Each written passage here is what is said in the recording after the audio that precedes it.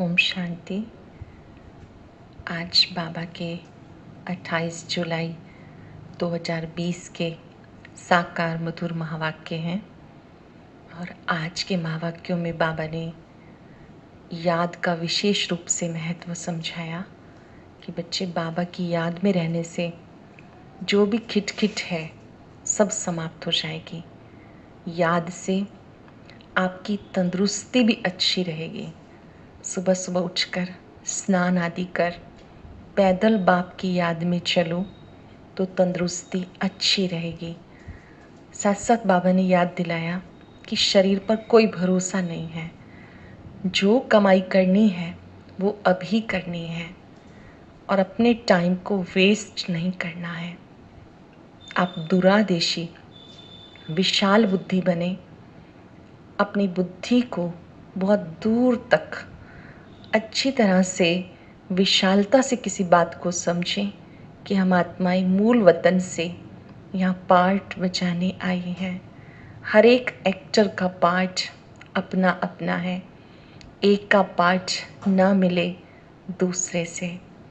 फिर बाबा ने आज वरदान में एक इम्पॉर्टेंट बात समझाई कि आपको अपना समय गुड़ियों के खेल में वेस्ट नहीं करना।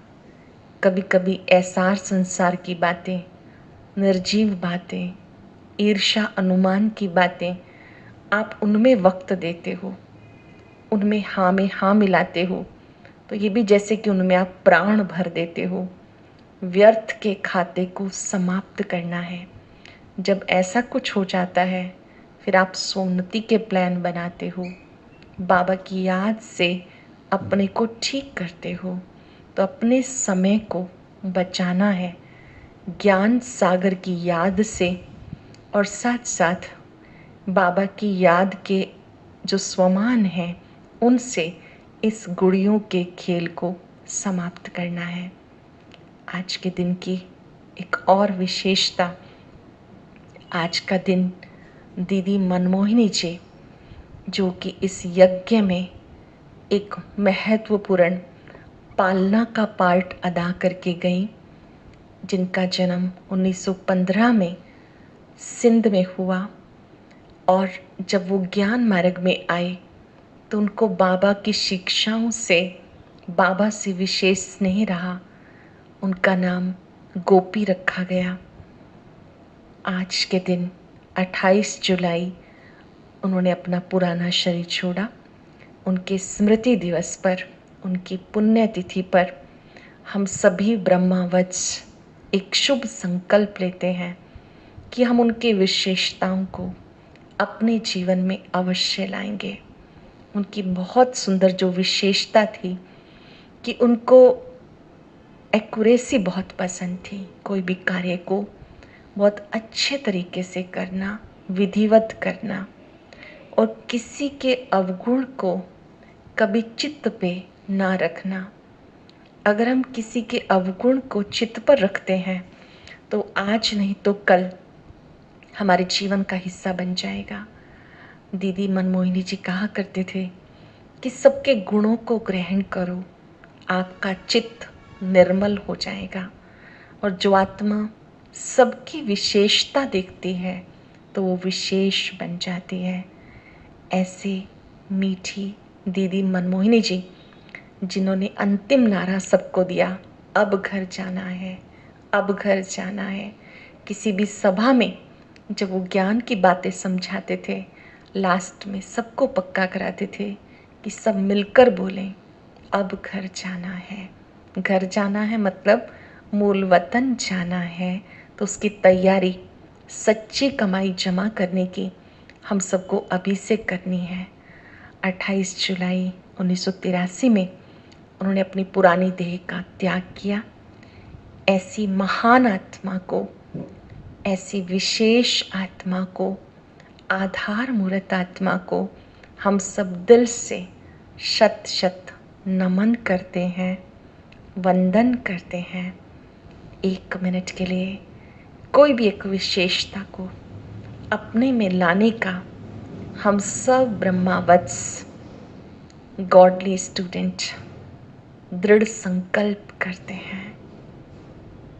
मन ही मन दृढ़ता से संकल्प करें, मैं विशेष आत्मा हूं।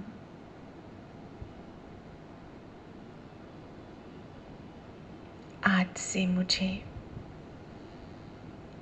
सबकी विशेषताओं को देखकर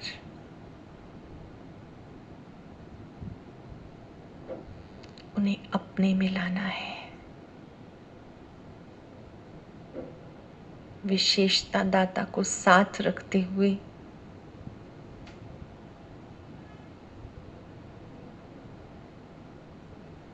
विशेष आत्मा बनना है। सभी आत्माएं किसी न किसी गुण से अपने आप में विशेष है। सबसे गुण ग्रहण कर मुझे भी गुण मूर्त, गुण दान करने वाला बनना है।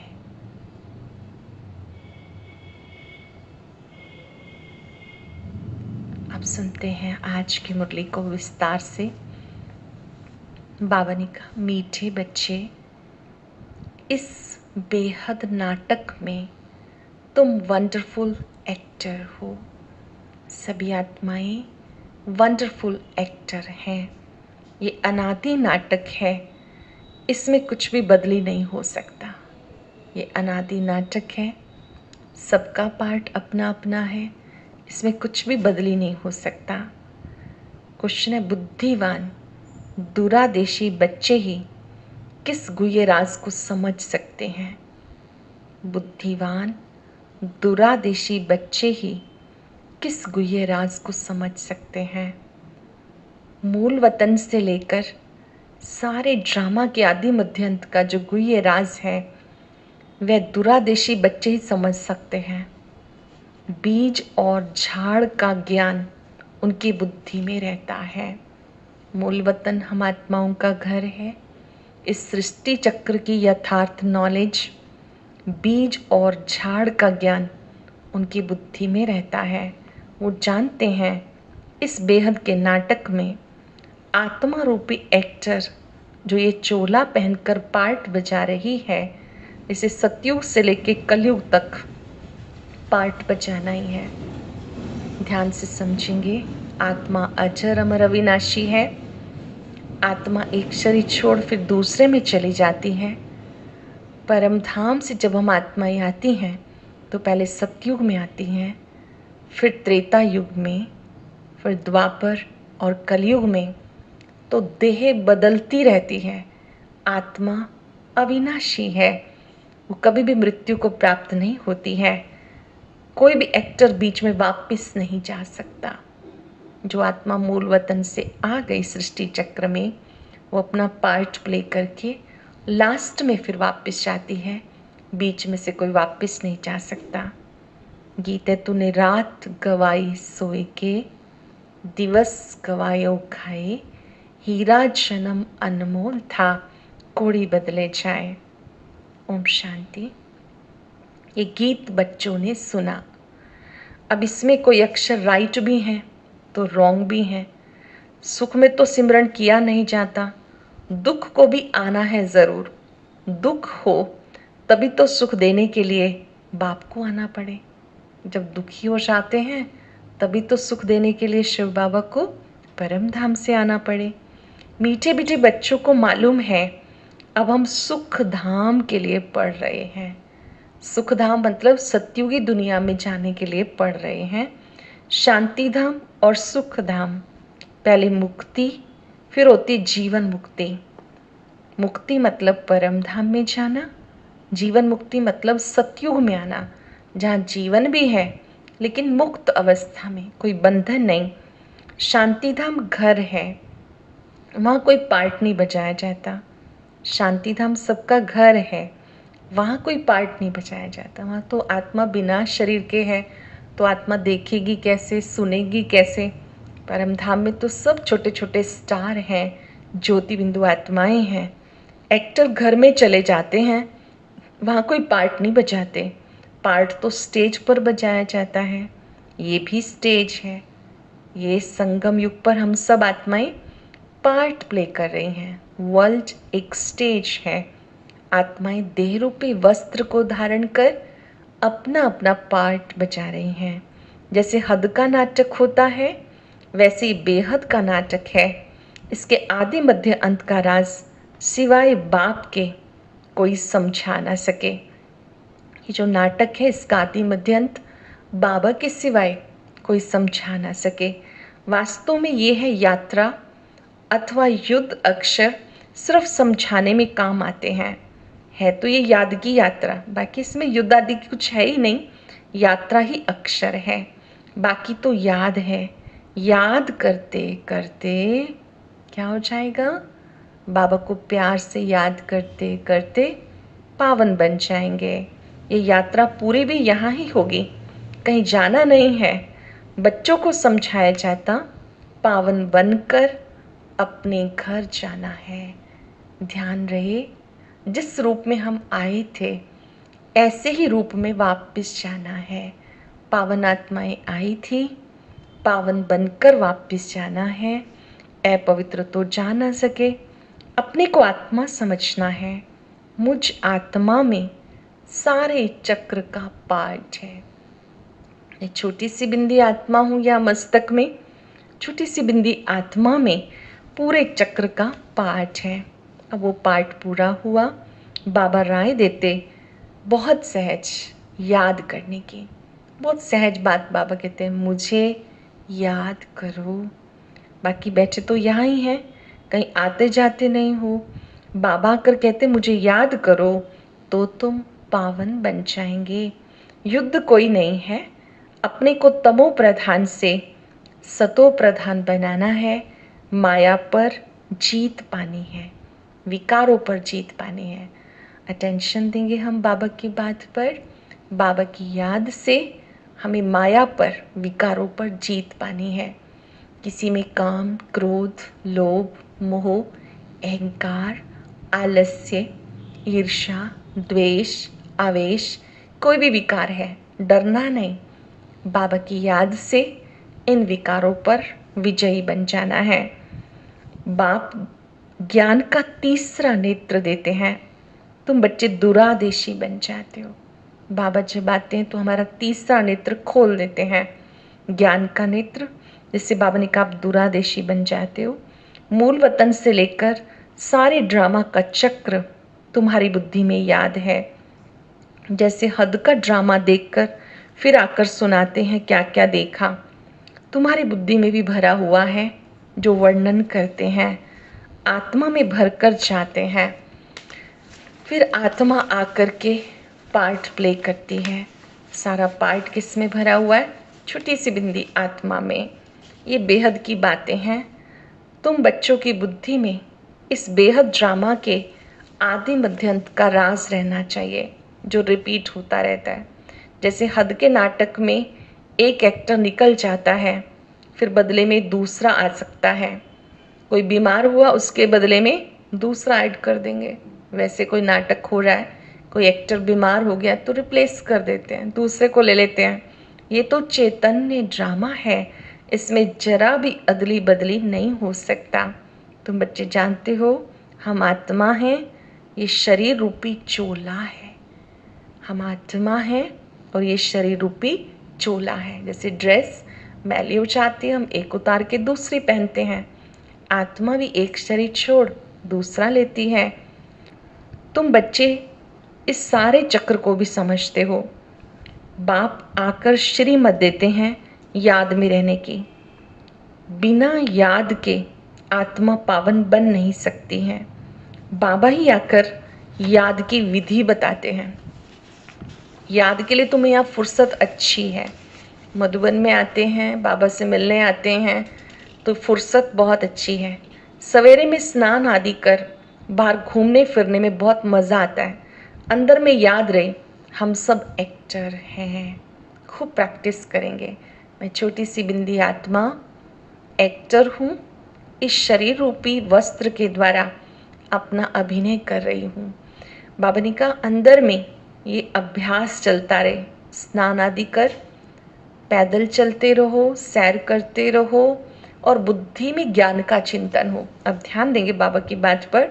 तुम्हें स्मृति आई है, बाबा ने हमें 84 के चक्र का राज दिया। हम सतो प्रधान थे, ये बड़ी खुशी की बात है। मनुष्य घूमते फिरते हैं, उनके कुछ भी कमाई नहीं है। तुम तो बहुत कमाई करते हो। बहुत मनुष्य सैर के लिए जाते हैं, एक दूसरे से बातें करते रहते हैं, तो बाबा कहते वो चलते फिरते कमाई नहीं कर सकते। आप चलते फिरते जब बाबा को याद करते हो, सैर करते बाबा को भी फील करते हो, तो आपकी सैर भी हो गई और सच्ची कमाई भी हो गई। तुम बहुत सच्ची कमाई करते हो। बुद्धि में चक्र भी याद रहे, बाबा को भी याद करते रहो।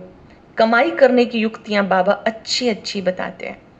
1 मिनट 2 मिनट भी मिले, याद की कमाई करनी है। बाबा कमाई की बहुत अच्छी युक्तियां बताते हैं। जो बच्चे ज्ञान का विचार सागर मंथन नहीं करते, उनकी बुद्धि में माया खिटखिट करती रहती है। ध्यान देंगे हम बाबा की बात पर। कभी कभी ना बातों का चिंतन करते हैं, व्यर्थ बातें सोचते हैं, पर चिंतन करते हैं। उसके स्थान पर अगर विचार सागर मंथन करें तो आत्मा शक्तिशाली बने। बाबा ने कहा कई बच्चे विचार सागर मंथन नहीं करते, उनकी बुद्धि में माया खिटखिट करती है, उन्हें माया तंग करती है। अंदर में विचार करो, हमने चक्र कैसे लगाया। चलते फिरते भी अपने चक्र को याद करो, इस चक्र को हमने कैसे लगाया। पूरे सृष्टि चक्र को बुद्धि में रिवाइज करो। सतयुग में इतने जन्म लिए, कितने लिए? 8 जन्म लिए। त्रेता युग में 12 जन्म लिए। द्वापर में 21 जन्म लिए। कलयुग में 42 जन्म लिए। एक संगम युग पे अधिक से अधिक 84 जन्म, कम से कम 1 जन्म। तो ये 84 का चक्र बुद्धि में घुमाते रहो।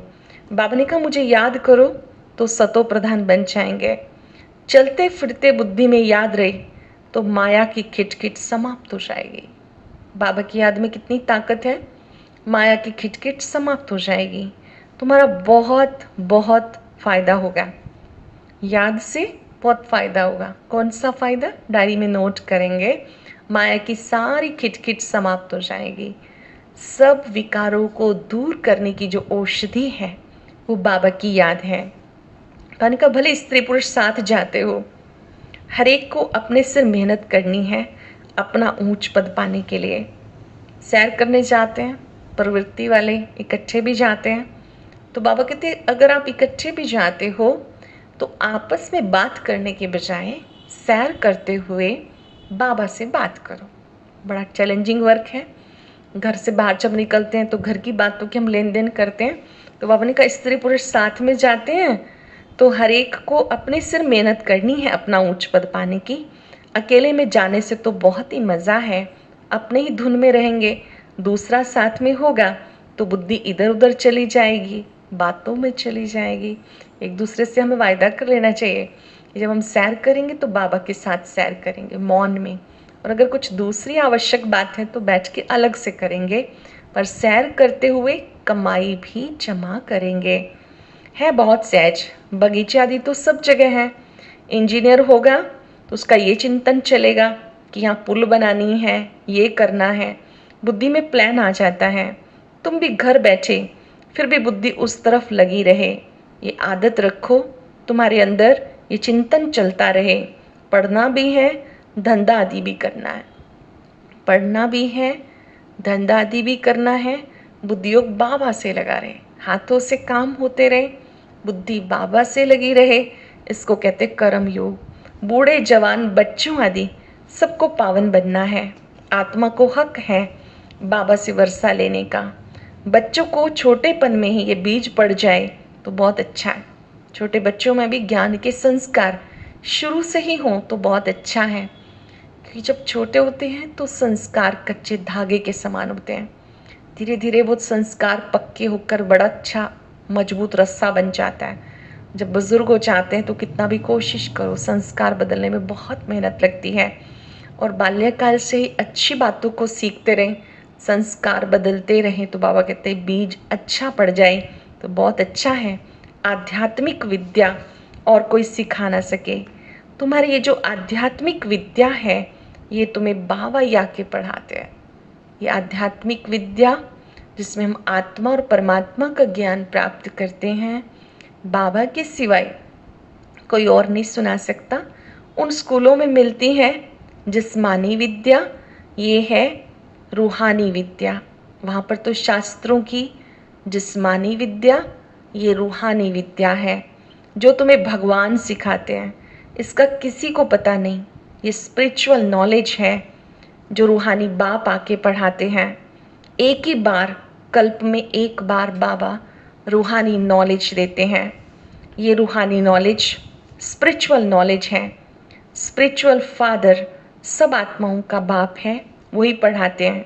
उनकी ही महिमा है ज्ञान का सागर, शांति का सागर, प्यार का सागर, आनंद का सागर। श्री कृष्ण की महिमा अलग है। गुण अवगुण मनुष्य में होते हैं जो बोलते हैं। बाप की महिमा को यथार्थ रीति तुम जानते हो। वो तो सिर्फ तोते माफिक गाते हैं, अर्थ कुछ नहीं जानते। वो तो सिर्फ गाते रहते हैं कि वो कल्याणकारी है, भाग्य विधाता है। अब आप अर्थ सहित जानते हो। बाबा समझाते हैं, अपने को देखो, हम क्या थे, क्या बन गए। फिर हमें बाबा देवी देवता बनाते हैं। ये तुम बच्चे ही नंबरवार पुरुषार्थ अनुसार जानते हो। ये वाली स्मृति बहुत थोड़ों को अभी आई है कि हम ही थे, हमें फिर से बनना है। बहुत मेहनत करते हैं, फिर भी कोई विरले निकलते हैं, लेकिन थकना नहीं है। बाप की याद में कितने भी विघ्न आए, डरना नहीं। मेहनत तो करनी है, मेहनत बगैर थोड़ी कुछ मिलता है। प्रजा तो बनती रहती है। बाबा बच्चों को उन्नति के लिए युक्ति बताते हैं। बच्चे अपनी उन्नति करनी है तो सवेरे सवेरे स्नान आदि कर एकांत में जाके चक्र लगाओ या बैठ जाओ। तंदुरुस्ती के लिए पैदल चलना भी बहुत अच्छा है। बाबा तो कहते ध्यान रखना अपने शरीर का भी। तंदुरुस्ती के लिए पैदल चलना भी बहुत अच्छा है। पैदल चलते चलते क्या करेंगे? बाबा से बात करेंगे, इधर उधर बातें नहीं। बाबा भी याद पड़ेगा, सारे ड्रामा का राज भी बुद्धि में रहेगा। कितनी कमाई है, ये सच्ची कमाई है। ये कमाई पूरी हुई, फिर इस कमाई का चिंतन करो। डिफिकल्ट कुछ भी नहीं, बाबा का देखा हुआ है। सारे जीवन कहानी भी लिखते हैं। आज इतने बजे उठा, फिर ये किया। समझते हैं पिछाड़ी वाले पढ़कर सीखेंगे। बहुत मनुष्य अपनी लिखते हैं, डायरी लिखते हैं, कितने बजे उठे, कब क्या किया, ताकि दूसरे लोग सीखें। जो भी पॉजिटिव चीज़ें हैं तो वो दूसरों को भी सीखने के लिए मिलती हैं। बड़े बड़े मनुष्यों की बायोग्राफी पढ़ते हैं। बच्चे भी, कोई कोई बच्चे भी अच्छे स्वभाव वाले होते हैं। अब तुम बच्चों को पुरुषार्थ कर सतो प्रधान बनना है। शरीर पर कोई भरोसा नहीं। आजकल मौत बहुत इजी हो गया। वहाँ अमर लोक में ऐसी मृत्यु कभी होती नहीं। यहाँ तो बैठे बैठे कैसे मर जाते हैं। अचानक अटैक होता है, चले जाते हैं। एक्सीडेंट होता है, चले जाते हैं। सत्युग में ऐसा कभी नहीं होता। पुरुषार्थ करते रहो, जमा करते रहो। बाबा ध्यान खिंचवा रहे, शरीर पर कोई भरोसा नहीं, सच्ची कमाई करते चलो। एक पल सोचिए, अभी अभी अगर हम जाएंगे तो मेरे साथ क्या क्या जाएगा? न ये शरीर जाएगा, धन संपत्ति भी नहीं जाएगी। जिन्हें जोड़ जोड़ कर रखा सब छोड़ जाएंगे। ना परिवार जाएगा। हमारे साथ क्या जाएगा? जितनी आत्माओं को हमने सुख पहुंचाया, दुआएं प्राप्त की, सुख देने का कार्य किया, ये सच्ची कमाई है जो हमारे साथ जाएगी। बाबा कहते सच्ची कमाई जमा करते रहो। अच्छा, मीठे मीठे सिक्के लदे बच्चों प्रति माता पिता बाप दादा का याद प्यार, गुड मॉर्निंग। रूहानी बाप की रूहानी बच्चों को नमस्ते। रूहानी बच्चों की रूहानी बाप दादा को नमस्ते, गुड मॉर्निंग। शुक्रिया बाबा, शुक्रिया। धारणा के लिए सार। आज बाबा ने मुख्य क्या बात कही? कोई भी एक बात को हम अंडरलाइन कर लेंगे जिससे हम अपनाने के लिए तैयार हैं। बहुत कुछ सुना है, पर कोई एक बात को अंडरलाइन करके बार बार बुद्धि में रिवाइज करना है और स्वरूप बन जाना है। पहली बात है, बुद्धि को ज्ञान चिंतन में बिजी रखने की आदत डालनी है। जब भी समय मिले एकांत में जाकर विचार सागर मंथन करना है। बाबा को याद कर सच्ची कमाई जमा करनी है। बाबा को याद करके सच्ची कमाई जमा करनी है। दूरादर्शी बनकर बेहद के नाटक को यथार्थ रीति समझना है। सभी पाठधारियों के पाठ को साक्षी होकर देखना है। संसार एक रंगमंच है, नाटकशाला है। सब आत्माएं अपना अपना पार्ट अदा कर रही हैं। किसी के पार्ट को देखकर उसमें इंटरफेयर नहीं करना, अपना जो रोल है वो अच्छा रखना है। वरदान है बहुत गुह्य रहस्य को लिए हुए। मास्टर ज्ञान सागर बन, गुड़ियों का खेल समाप्त करने वाले, स्मृति सो समर्थ स्वरूप भव। मास्टर ज्ञान सागर बन, गुड़ियों का खेल समाप्त करने वाले, स्मृति सो समर्थ स्वरूप भव। जैसे भक्ति मार्ग में मूर्ति बनाकर पूजा करते हैं, फिर उन्हें डुबो देते हैं, आप उसे गुड़ियों की पूजा कहते हो। ऐसे आपके सामने भी जब कोई निर्जीव ऐसार बातें, ईर्ष्या, अनुमान, आवेश आदि की आती हैं, आप उसका विस्तार करके अनुभव करते हो या कराते हो कि यही सत्य है, तो ये भी जैसे उनमें प्राण भर देते हो। व्यर्थ की बातों में अगर विस्तार में जाते हो, बार बार सुनाते हो, तो जैसे कि आपने उनमें भी प्राण भर दिया। फिर उन्हें ज्ञान सागर बाप की याद से बीती सो बीती कर सोनती की लहरों में डुबोते भी हो। लेकिन इसमें भी टाइम तो वेस्ट जाता है ना, इसलिए पहले से मास्टर ज्ञान सागर बन, स्मृति सो समर्थी भव के वरदान से गुड़ियों के खेल को समाप्त करो। ज्ञान सागर बन, पहले से ही बाबा कहते गुड़ियों के इस खेल को समाप्त करो। अर्थात ईर्ष्या, अनुमान, वहम, इन सब बातों के विस्तार में नहीं जाना। इन सब बातों को बाबा की याद से समाप्त कर देना, बीती बातों को बिंदु लगा देना। इन बातों के विस्तार में जाने से समय और शक्तियाँ बर्बाद जाती हैं। जैसे गुड़ियों का खेल है, बच्चे क्या करते हैं, गुड़िया बनाते हैं, खेलते हैं, फिर तोड़ के चले जाते हैं, खेल समाप्त। ऐसे ही बाबा ने कहा आप व्यर्थ की बातों में नहीं उलझना, इनसे डिटैच रहना। स्लोगन है, जो समय पे सहयोगी बनते हैं उन्हें एक का पदम गुना मिल जाता है। वक्त पर जो सहयोग देते हैं उन्हें एक का पदम गुना मिल जाता है। आज हम सब अभ्यास करेंगे, मैं समर्थ आत्मा हूँ। अपनी संस्था की पूर्व मुख्य अतिरिक्त प्रशासिका आदरणीय दीदी मनमोहिनी जी के स्मृति दिवस पर भ्राता भारत भूषण जी द्वारा तैयार दीदी की विशेषताओं से भरी बहुत प्रेरणादायक क्लास अपलोड की गई है। इसे ज़रूर सुनें।